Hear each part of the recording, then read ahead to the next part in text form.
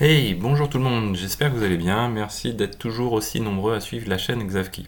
Aujourd'hui je vous propose une astuce Linux qui va être utile pour les personnes qui utilisent pas mal les sorties de JSON.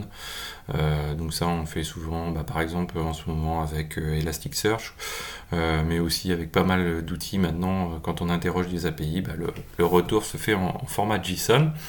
Donc cet outil en question ça s'appelle FX, voilà. Et ça permet de faire plusieurs choses de manière assez sympathique. Donc, vous avez donc le dépôt GitHub que je vous mets ici. On peut installer ce binaire assez facilement avec les paquets npm. Donc là, moi, c'est comme ça que je l'ai installé, ça pose aucun souci. Et ça s'utilise très facilement, soit directement sur un curl, soit en faisant un cat d'un fichier, on va le faire avec un petit exemple, où on pipe tout ça dans FX. Et ensuite, ça va nous permettre d'appeler chacun des éléments du JSON très facilement en respectant l'arborescence du JSON. Alors, on va passer au mode démo.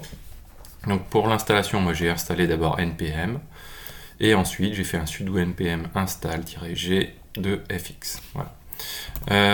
Donc sur l'utilisation, moi vous avez donc le lien dans la description, j'ai un fichier JSON en termes d'exemple qui a une petite arborescence assez sympathique.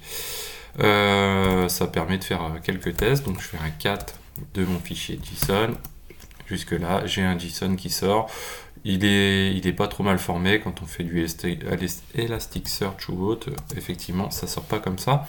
Mais avec FX, vous pipez avec FX et vous avez ceci. Alors, qu'est-ce qui s'est passé? FX permet, si vous vous promenez avec votre souris, de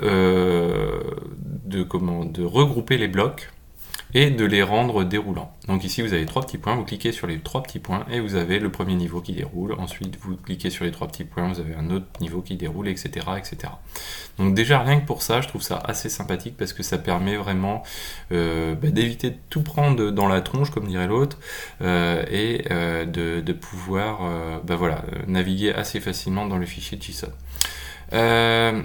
Donc la navigation ensuite on peut faire autrement, on peut faire aussi directement par les champs qui nous intéressent.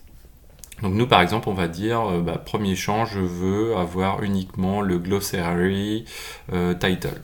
Donc là si on veut le glossary title on fait glossary.title, hop, voilà, donc là j'ai l'exemple qui est sorti, on a exemple glossary. Donc ça c'est très bien. Ensuite, mettons que je veuille avoir le gloss div ici et le title. Voilà. Donc je fais un .glossary .gloss div et .title. Hop. Voilà. Et donc là j'ai bien mon élément qui ressort, c'est un S. Il n'y a pas de souci. Voilà, donc c'est une petite astuce qui peut être assez sympathique. En tout cas, c'est une vidéo qui demande peu de temps pour vous faire découvrir quelque chose, donc ça c'est assez cool. Si vous avez d'autres outils de ce genre, n'hésitez pas à les partager dans les commentaires de la vidéo ou des vidéos. Quand vous pensez à quelque chose, mettez-le en commentaire. N'hésitez pas à partager ça autour de vous et je vous dis à très bientôt sur Xavki.